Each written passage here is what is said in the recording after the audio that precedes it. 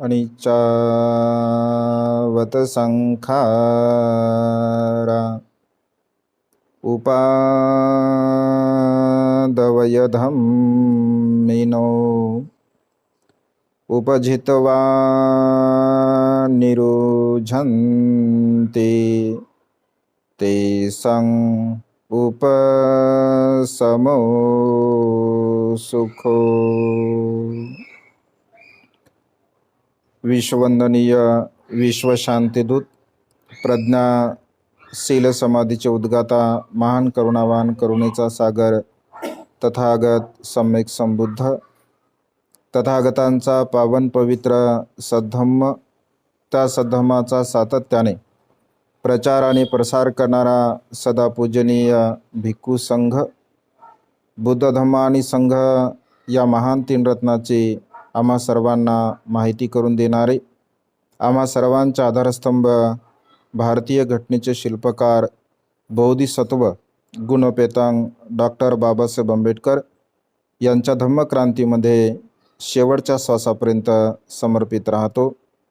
आज या मंगलमय प्रसंगी वर्षावासाच्या या पवित्र अशा कालखंडामध्ये आणि विशेष रूपाने भाद्रपद पौर्णिमेच्या निमित्ताने उपस्थित सर्व श्रद्धासंपन्न उपासक उपासिका आपणा सर्वांच्या प्रती चित्तामध्ये अनंत अनंत मंगलमैत्री ची भावना या ठिकाणी व्यक्त करतो। आज या प्रसंगी कालकथित मीराबाई नारायण बडगे आईंचा दुसरा स्मृती दिन पुण्यस्मरण विधी आपण संपन्न करत आहोत। द्वितीय स्मरण आहे। भगवंतांनी सांगितल्याप्रमाणे दुःख, अनित्य आणि अनात्म हा मानवी जीवनाचा एक सर्वश्रेष्ठ असा सिद्धांत आहे। भगवंत असे म्हणतात की जन्मास येणारा प्रत्येक सत्व, प्रत्येक मनुष्य एक ना एक दिवस मृत्यूला प्राप्त होत असतो। हा एक निसर्गाचा नियम आहे आणि या निसर्गाच्या नियमाला अनुसरून या सृष्टीमध्ये जीवन जगणारा प्रत्येक मनुष्य सत्व एक ना एक दिवस मृत्यूला प्राप्त होत असतो। भगवंत असे म्हणतात की ज्याप्रमाणे वृक्षांना असणारी जी पाने असतात तर ती पाने लहानाची मोठी होत असतात, नंतर पिकतात आणि शेवटी मात्र जमिनीवरती पडत असतात। हा एक निसर्गाचा नियम आहे। अगदी तशा प्रकारे मनुष्याच्या संदर्भामध्ये सुद्धा मानवी जीवन जगत असताना मनुष्य जन्मास येतो आणि जेवढं काही मिळालेलं आयुष्य असतं त्या मिळालेल्या आयुष्याला मनुष्य या संसारामध्ये जीवन जगत असतो आणि एक ना एक दिवस मृत्यूला तो प्राप्त होत असतो। आणि त्यामुळे भगवंत असे म्हणतात की मानवी जीवन हे अनित्य आहे, क्षणभंगूर आहे, परिवर्तनशील आहे। केव्हा कधी कुठे मनुष्य मृत्यूला प्राप्त होईल हे आपण सांगू शकत नाही।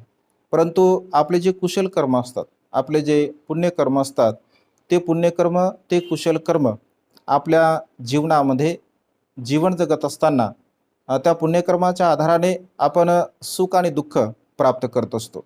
आपलं जर पुण्य असेल तर आपण सुख प्राप्त करतो आणि आपल्या जीवनामध्ये जर आपण अपुण्य अकुशल मार्गाचं जर अनुसरण करत असेल तर आपण दुःखाला प्राप्त होत असतो।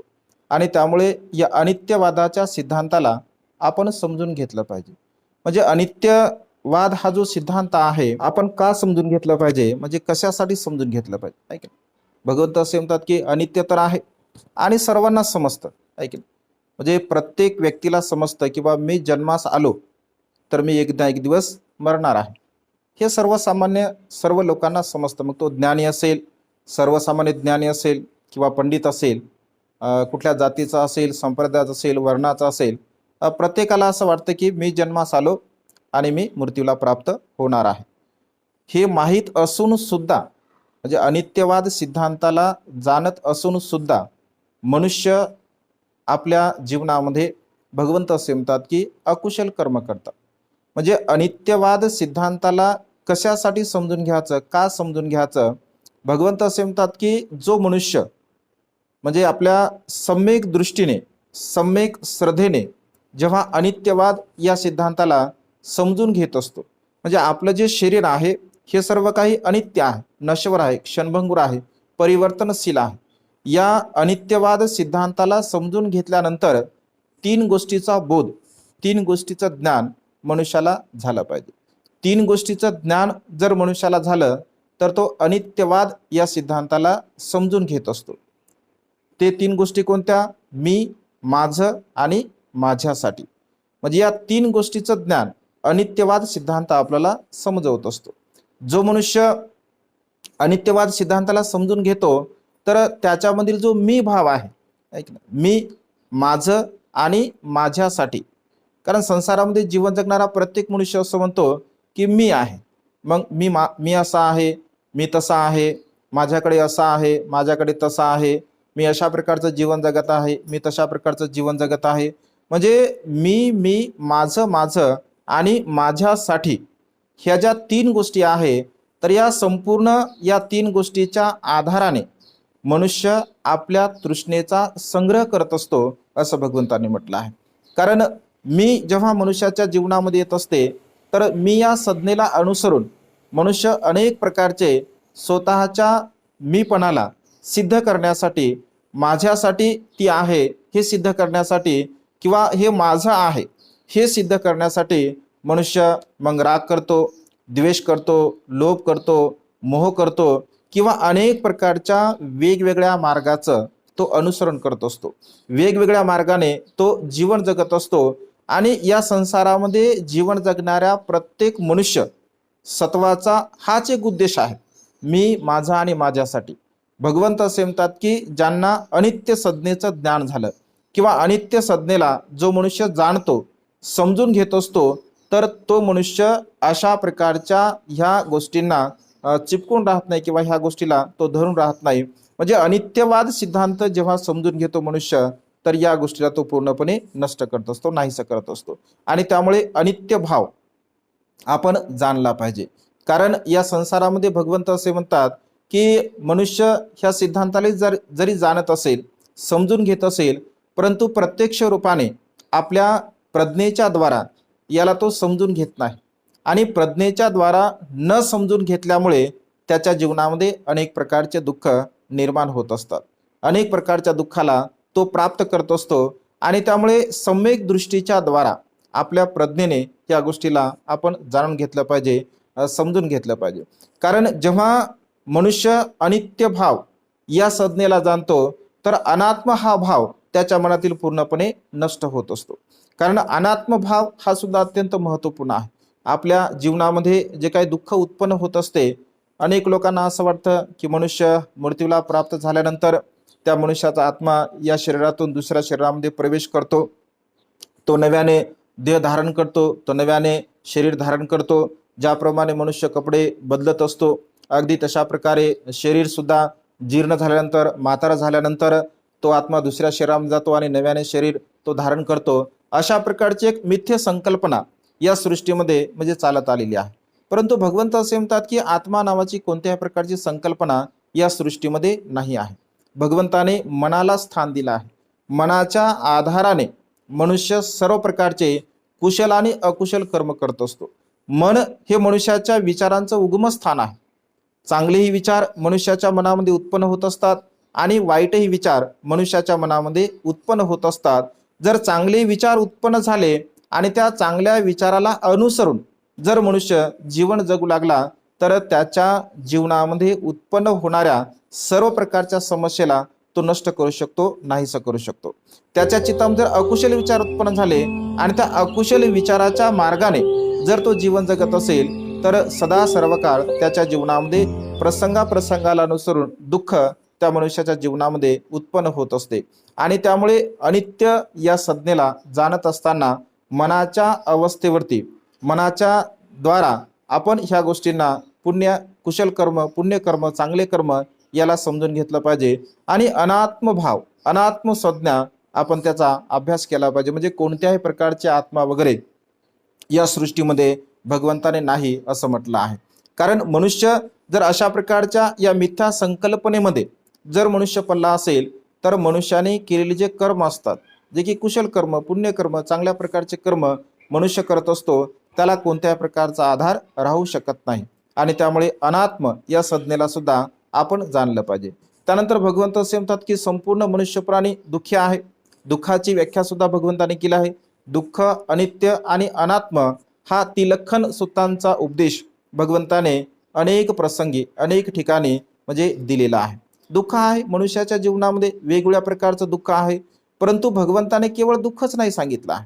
भगवंताचा सद्धर्म हा केवळ दुःखच नाही सांगत आहे, तर मनुष्याच्या जीवनामध्ये उत्पन्न होणारं जे काही दुःख आहे, या उत्पन्न होणाऱ्या दुःखाला आपण नष्ट सुद्धा करू शकतो, आपण नाहीसं सुद्धा करू शकतो. आणि या दुःखाला नष्ट करण्याचा मार्ग म्हणजे शील मार्ग आहे, सदाचाराचा मार्ग आहे, नीतिमत्तेचा मार्ग आहे. भगवंत असे म्हणतात की या संसारामध्ये आपल्याला जे जे काही उत्पन्न होत असते, म्हणजे जे जे काही आपल्या जीवनामध्ये आपल्याला प्राप्त होत असते, ते सर्व काही आपल्या कर्मबलाने आपल्याला प्राप्त होत असते. आणि त्यामुळे या संसारामध्ये मनुष्याचे कर्म केव्हा कधी म्हणजे कशा प्रकारचे बदलू शकतील हे आपण सांगू शकत नाही. कर्म हे परिवर्तनशील आहे. चांगलेही कर्म बदलतात आणि वाईट कर्म सुद्धा बदलतात. त्यामुळे सतत सतत मनुष्याने चिंतनशील असलं पाहिजे. मग चिंतन मनुष्याने कशाचं करावं भगवंत असे म्हणतात, तर भगवंत असे म्हणतात की मी मरणधर्मी आहे. माझा स्वभाव हा मरणधर्मी आहे. माझा मरणधर्मी स्वभाव असल्यामुळे मी मरणधर्मी आहे, कारण प्रत्येक मनुष्य हा मरणधर्मी आहे. या गोष्टींचं आपण चिंतन केलं पाहिजे. म्हणजे याला मरणानं स्मृतीची भावना भगवंताने असं म्हटलं आहे. परंतु मरण किंवा मृत्यू हा शब्द जेव्हा आपल्या कानावरती पडतो तेव्हा आपल्याला दुःख होते, ऐकलं सहज दुःख होते आपल्याला. किंवा आपल्या शेजारी जरी मृत्यू हा शब्द आपण ऐकतो किंवा अन्य कुठेही आपण मृत्यू हा शब्द ऐकतो, तर मृत्यू हा शब्द आपल्या कानावरती पडल्याबरोबर मनुष्याचं मन म्हणजे विचलित होते, मनुष्याच्या मनाला दुःख उत्पन्न होते किंवा वेगवेगळ्या प्रकारच्या शंका कुशंका मनुष्याच्या चित्तामध्ये उत्पन्न होत असतात. परंतु भगवंत असे म्हणतात की हे अज्ञानपणामुळे अशा प्रकारची भावना मनुष्य आपल्या मनामध्ये निर्माण करतो. कारण मृत्यू तर होणारच आहे, मृत्यू तर हे सत्यच आहे. या जगामध्ये चांगलाही मनुष्य मृत्यूला प्राप्त होतो, वाईटही मनुष्य मृत्यूला प्राप्त होतो. श्रीमंत असेल, गरीब असेल, लुळा असेल, बांगळा असेल, कोणत्याही अवस्थेमध्ये जीवन जगणारा मनुष्य मृत्यूला प्राप्त होत असतो.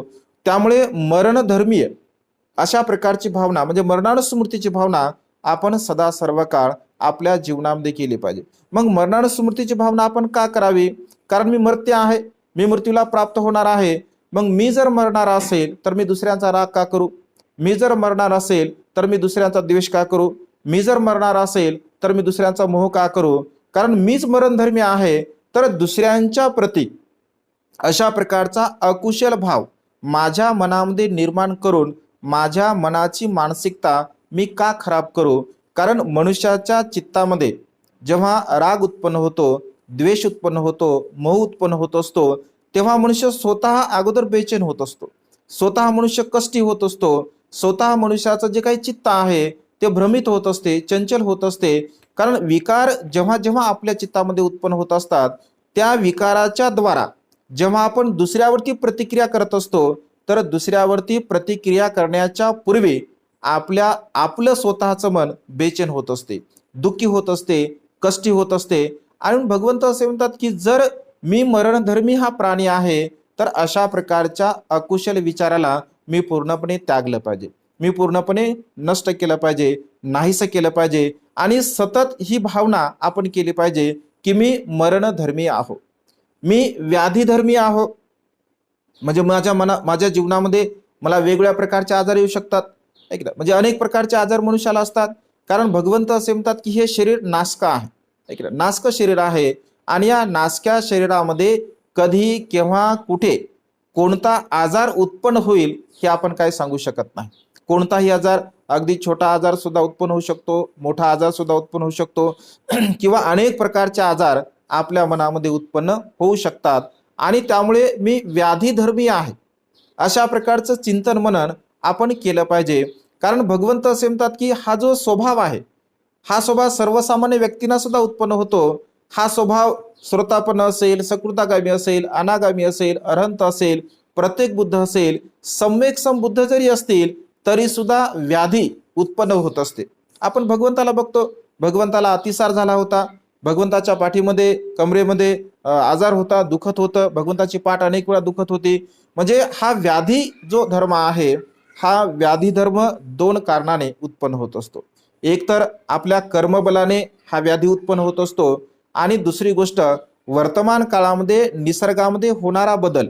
मग हवेमध्ये बदल असेल, आपल्या पाण्यामध्ये बदल असेल, किंवा आपण आपलं आपलं भोजनदान असेल, आपण आपली दिनचर्या असेल, जीवनचर्या असेल, म्हणजे बाह्य कारणामुळे सुद्धा अशा प्रकारच्या व्याधी उत्पन्न होत असतात. आणि आपल्या पूर्वकर्माच्या कर्माला अनुसरून सुद्धा अशा प्रकारच्या व्याधी उत्पन्न होत असतात. आणि त्यामुळे आपण जाणलं पाहिजे, आपण समजून घेतलं पाहिजे की मी व्याधी धर्मीय सुद्धा आहो, मी मरण धर्मीय सुद्धा आहो, मी व्याधी धर्मी सुद्धा आहो.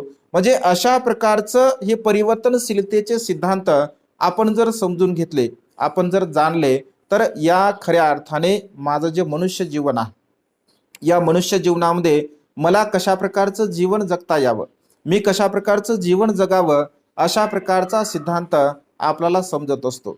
भगवंत असे म्हणतात की हे मानवी जीवन अत्यंत अनमोल असं आहे. या मानवी जीवनाचं जे काही मूल्य आहे, या मानवी जीवनाचं मूल्य असंख्य आहे. म्हणजे जशा प्रकारे निसर्गाने दिलेलं आपल्याला जे शरीर असतं, या निसर्गाने दिलेल्या शरीरासारखं शरीर आपण पुन्हा कधीही प्राप्त करू शकत नाही.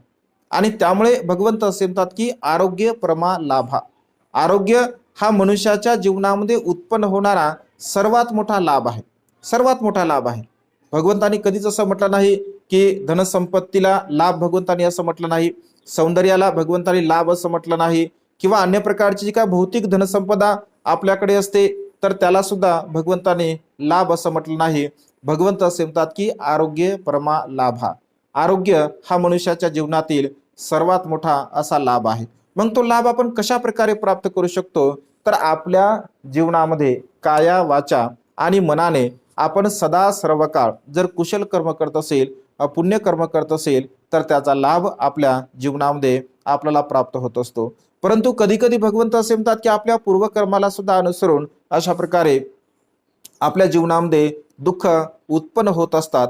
परंतु वर्तमान काळामध्ये जीवन जगत असताना एक मनुष्य म्हणून मी जन्मास आलो आहे, आणि मनुष्य म्हणून जन्मास आल्यानंतर मी माझ्या जीवनामध्ये कशा प्रकारचे कुशल कर्म करू, माझ्या जीवनामध्ये मी कशा प्रकारचे पुण्य कर्म करू, मी कशा प्रकारे दान पुण्य करू, मी कशा प्रकारे शीलाचं पालन करू, मी कशा प्रकारे प्रज्ञेचा अभ्यास करू, अशा प्रकारचं सतत आपण चिंतन मनन केलं पाहिजे.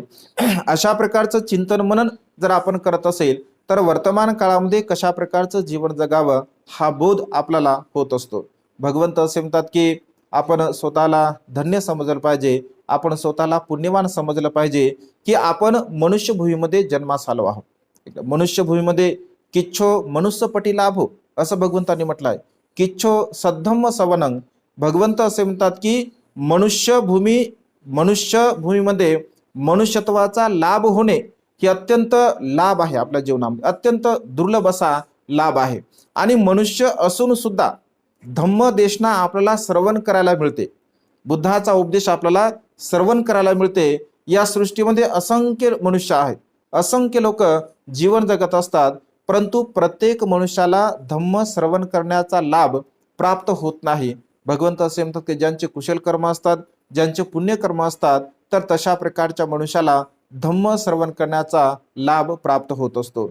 आणखी बुद्ध असे म्हणतात की धम्म श्रवण करण्याचा लाभ तर आपल्याला होतच असतो, परंतु जो धम्म आपण श्रवण केला आहे त्या धम्माला आपण सम्यक दृष्टीने जाणणे, आपल्या प्रज्ञेने जाणणे, त्याला समजून घेणे, आणि यथार्थ रूपाने समजून घेतल्यानंतर त्यानुसार आपलं जीवन आपण जगणे. कारण आपल्याला जर धम्म माहीत आहे, आपण पाठांतर केलं आहे, परंतु त्यानुसार जर आपण आचरण करत नसेल, तर भगवंत असे म्हणतात की काही लाभ होत नाही. हजारो गाथा पाठ करण्यापेक्षा भगवंत असे म्हणतात की एक बुद्ध वचन आपण आपल्या जीवनामध्ये पाठ करावं, आणि त्यानुसार जीवन जगण्याचा आपण प्रयत्न करावा. सब पापस करणं कुशलस उपसंपदा सचित्त पर्यवदपनं एतं बुद्धान शासन. अशा प्रकारे भगवंत असं म्हणतात की या संसारामध्ये जीवन जगत असताना आपण सदा सर्व काळ कुशल कर्म केले पाहिजे, पुण्य कर्म केले पाहिजे. म्हणजे जे काही अकुशल भाव आहे, जे काही पाप कर्म आहे, सब पापस करणं, मी कोणत्याही प्रकारचे पाप कर्म मी माझ्या जीवनामध्ये करणार नाही, अशा प्रकारचा संकल्प आपण केला पाहिजे. तर पाप कर्म कोणते आहे, अकुशल कर्म कोणते आहे, तर भगवंत असे म्हणतात की अशा प्रकारचं आपण चिंतन करावं की मी माझ्या कायेने कधी प्राण्यांची हिंसा करणार नाही, माझ्या कायेने कधी मी चोरी करणार नाही, माझ्या कायेने कधी मी व्यभिचार करणार नाही, माझ्या मनाने मी कधी दुसऱ्यांचा राग करणार नाही, द्वेष करणार नाही, लोभ करणार नाही, मी माझ्या वाणीने कधी खोटं बोलणार नाही, निंदानलस्ती करणार नाही, चहाडी चुगली करणार नाही, व्यर्थ बडबड करणार नाही. म्हणजे अशा प्रकारचे या 10 जे काही अकुशल कर्म आहे आणि 10 प्रकारचे कुशल कर्म आहे. प्राण्यांची हिंसा करणार नाही तर मग मी मैत्री भावना करेल, मी चोरी करणार नाही तर मी दान पुण्य करेल, मी अकुशल भाव करणार नाही तर माझ्या चित्तामध्ये सदा सर्व काळ मी चांगल्या प्रकारची भावना निर्माण करेल, मी खोटं बोलणार नाही तर मी मैत्रीयुक्त माझं वचन ठेवेल. म्हणजे अशा प्रकारचं या 10 शीलाचं आपण आपल्या जीवनामध्ये पालन केलं पाहिजे. भगवंत असे म्हणतात की या अकुशल कर्माला आपण पूर्णपणे नष्ट केलं पाहिजे, नाहीसं केलं पाहिजे. आणि आपण जे कुशल कर्म करतो, आपण जे पुण्य कर्म करत असतो, तर त्या कुशल कर्माची भावना आपण केली पाहिजे. म्हणजे कुशल कर्माची भावना जर आपण करत असेल तर त्याचा लाभ होत असतो आपल्याला, कारण त्याचं चिंतन मनन केलं पाहिजे. मी कुशल कर्म केला आहे, मी पुण्यकर्म केला आहे, अशा प्रकारची भावना आपण सतत आपल्या मनामध्ये निर्माण केली पाहिजे. कारण जे लोक भगवंत असे म्हणतात की इथे सुद्धा पुण्यकर्म करतात, कुशल कर्म करतात आणि मृत्यूच्या समयी सुद्धा त्यांचं मन चित्त प्रसन्न असते. कारण मी माझ्या जीवनामध्ये कुशल कर्म केले, पुण्यकर्म केले, चांगल्या प्रकारचे कर्म केले, माझं जीवन मी सदाचाराने जगलेलं आहे, विनयाला अनुसरून जगलेलं आहे, माझ्या जीवनामध्ये कधी मी अकुशल कर्म केलं नाही, वाईट कर्म केलं नाही, पाप कर्म केलं नाही, मी माझ्या जीवनामध्ये कोणाला फसवलं नाही, कोणाला लुटलं नाही. अशा प्रकारच्या सद्गुणाच्या द्वारा जेव्हा मनुष्य जीवन जगतो तर भगवंत असे म्हणतात की या कुशल कर्माची भावना जर मृत्यूच्या समयी जर तो करत असेल तरी सुद्धा त्याला सुखाने मृत्यू येत असतो, तो सुखाला प्राप्त होत असतो. भगवंत असे म्हणतात की असंख्य लोक आपल्या कर्मबलाने म्हणजे दुःख स्थितीला प्राप्त होत असतात, असंख्य लोक दुःखाने जीवन जगत असतात. आजचा प्रसंग, आजची पौर्णिमा आहे. भाद्रपद पौर्णिमेला भगवान बुद्धाने अजात शत्रूला साम्य फलाचा उपदेश दिला आहे. आजच्या पौर्णिमेला म्हणजे मनुष्याचं जे कर्म आहे, भगवंत असे म्हणतात की कधी कधी मनुष्याचे जे कर्म असतात, वर्तमान काळातले कर्म आणि पूर्वकर्म, ह्या दोन्ही गोष्टी मनुष्याच्या जीवनामध्ये सुख आणि दुःख प्राप्त करून देण्यासाठी सहाय्यक ठरत असतात. अजात शत्रू ज्याचं पूर्वकर्म अत्यंत चांगल्या प्रकारचं होतं, महान ज्यांनी कुशल कर्म केलं होतं, पुण्यकर्म केलं होतं आणि त्या महान कुशल कर्माच्या बलाने तो राजाच्या पोटी जन्मास आला, राजा बिंबिसाराचा पुत्र म्हणून तो जन्मास आला, एवढ्या मोठ्या राजवैभवामध्ये त्याचा जन्म झाला आणि अत्यंत सुखपूर्वक ज्यांना पंचगुणाची प्राप्ती झाली, सर्व प्रकारच्या गुणाला त्यांनी प्राप्त केलं. आणि अशा प्रकारच्या एवढ्या धनसंपत्तीने राजा असताना, महत्वाकांक्षी असताना, संपूर्ण जम्बूद्वीपावरती ज्यांचं एक छत्री राज्य असताना, असा एवढ्या सुखामध्ये जीवन जगणारा राजा सुद्धा वर्तमान काळामध्ये आपल्या मूर्खपणामुळे, आपल्या अज्ञानपणामुळे आपल्या पित्याची हत्या करतो. आणि आपल्या पित्याची हत्या केल्यामुळे जेव्हा तो बेचैन होतो, दुःखी होतो, कष्टी होतो, तर भगवंताकडे जातो. जीवकाच्या द्वारा तो आज या भाद्रपद पौर्णिमेला जीवक त्याला आपल्या आम्रवनामध्ये घेऊन जातात आणि तिथे गेल्यानंतर भगवंताला तो प्रश्न करतो. त्याच्या मनामध्ये अनेक प्रश्न असतात, विशेष रूपाने सामान्य जीवनाच्या संदर्भामध्ये तो प्रश्न करतो. तो म्हणतो की भगवान, श्रमण जीवनाचं फळ वर्तमान काळामध्ये डोळ्याने बघण्यासारखं आहे का? म्हणजे श्रमण जीवन म्हणजे भिक्षू जीवनाचं फळ. जसं की एखादा कारागीर आहे, एखादा नक्षीकाम करणारा आहे, एखादा कुशल काम करणारा आहे, एखादा सुतार आहे, एखादा शेतकरी आहे किंवा अन्य प्रकारचं कार्य करणारा व्यक्ती जसं कार्य करतो आणि कार्य केल्यानंतर त्याला त्याचा पैसा मिळतो, त्याची तो उपजीविका करतो, स्वतः सुखाने जगतो, आपल्या परिवाराला तो जगवतो, इतर आपतेष्टांना त्यासाठी तो जगवतो, श्रमण ब्राह्मणाला तो दान पुण्य करतो, राजाला सुद्धा कर देतो. म्हणजे त्याने जे संपादन केलेल्या कला आहे त्या कलेच्या द्वारा तो सुखपूर्वक जीवन जगतो. भगवान अशाच प्रकारे श्रमण जीवनाचं फळ आपल्याला या डोळ्याने पाहता येतं का? भगवंत असे म्हणतात की हो, पाहता येतं. हा प्रश्न तू पूर्वी कोणाला विचारला होता का? तर मग 4 जे काही पूर्वीच्या काळामध्ये भगवंताचे समकालीन असतात, पुरण कश्यप असेल, मखली गोसाल असेल, अजित केशकंबरी असेल, पकुत कचेन असेल, निघंटनाथ पुत्र असेल, संजय विलट्टी पुत्र असेल, यांना ते विचारतात की हो भगवान, यांना मी विचारला होता. मग त्यांनी काय सांगलं?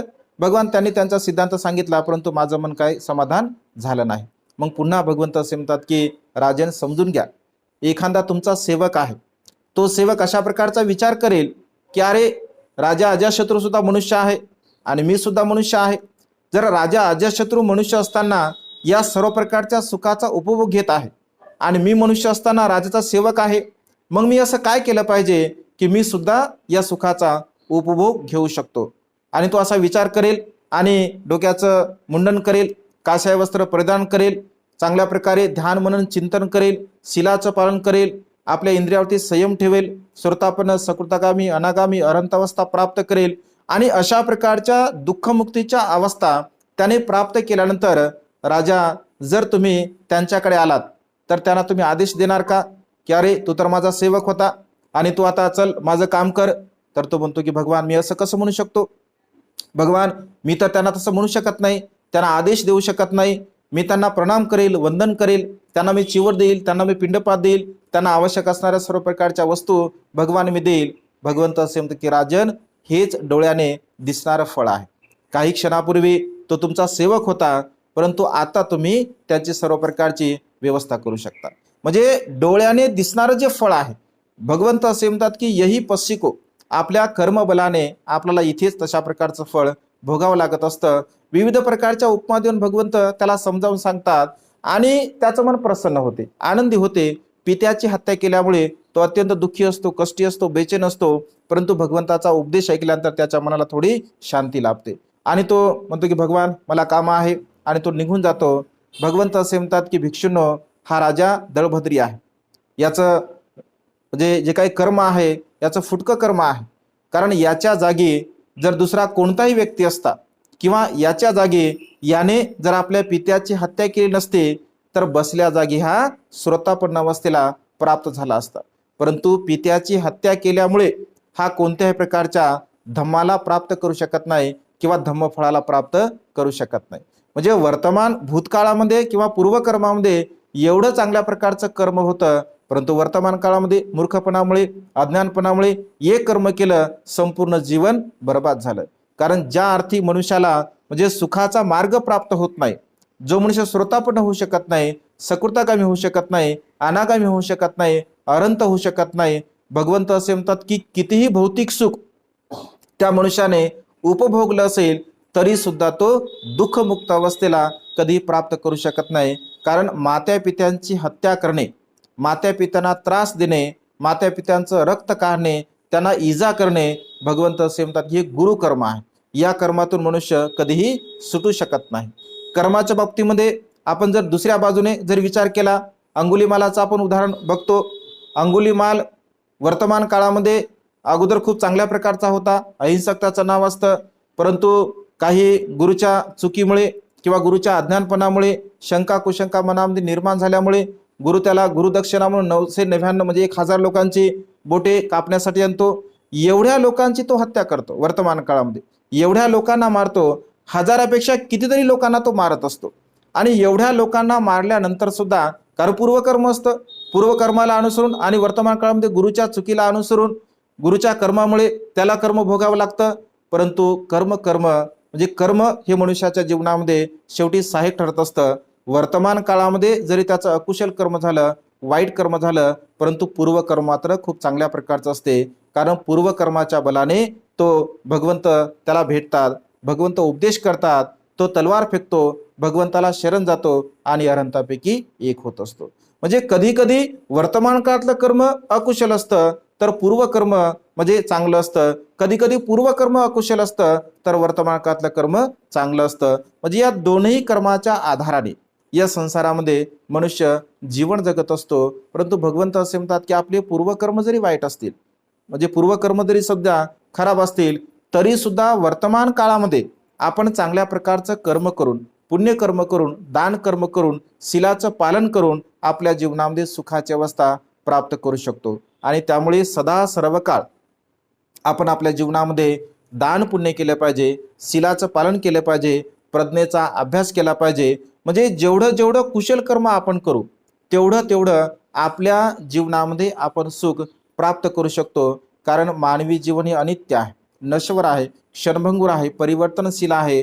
कधी केव्हा कुठे मनुष्य मृत्यूला प्राप्त होईल हे आपण सांगू शकत नाही. आणि म्हणून मिळालेलं जे काय आपलं आयुष्य असतं, तर या मिळालेल्या आयुष्यामध्ये आपण सदा सर्व काळ चांगल्या प्रकारचे कुशल कर्म करावे, पुण्यकर्म करावे आणि आपलं हे मानवी जीवन सफल करण्याचा आपण प्रयत्न करावा. आज या प्रसंगी कालकथित मीराई नारायण बडगे आईंचे निसर्गामध्ये विलीन असणारे 4 महाभूत आणि पंचस्कंद यांना सुगती प्राप्त हो. आईच्या जाण्यामुळे आपणा सर्वांना जे काही दुःख झालं आहे ते दुःख बुद्ध धम्म आणि संघ या 3 रत्नाच्या बलाने पूर्णपणे नष्ट हो. तुम्हा सर्वांच्या जीवनामध्ये आयुष्य वर्ण सुखाने बल प्राप्त हो. तुम्हा सर्वांच्या इच्छित आणि पार्थित मनोकामना ढगातून मुक्त झालेला शीतल चंद्रमाप्रमाणे पूर्णत्वात जाओ, अशा प्रकारची मंगलमय आणि उदात्त कामना या ठिकाणी व्यक्त करून ही देशना संपन्न करतो. सर्वांचं मंगल हो, सर्वांचं कल्याण हो, सर्वांना दीर्घायुष्य लाभो. बुद्धं नमामि, धम्मं नमामि, संघं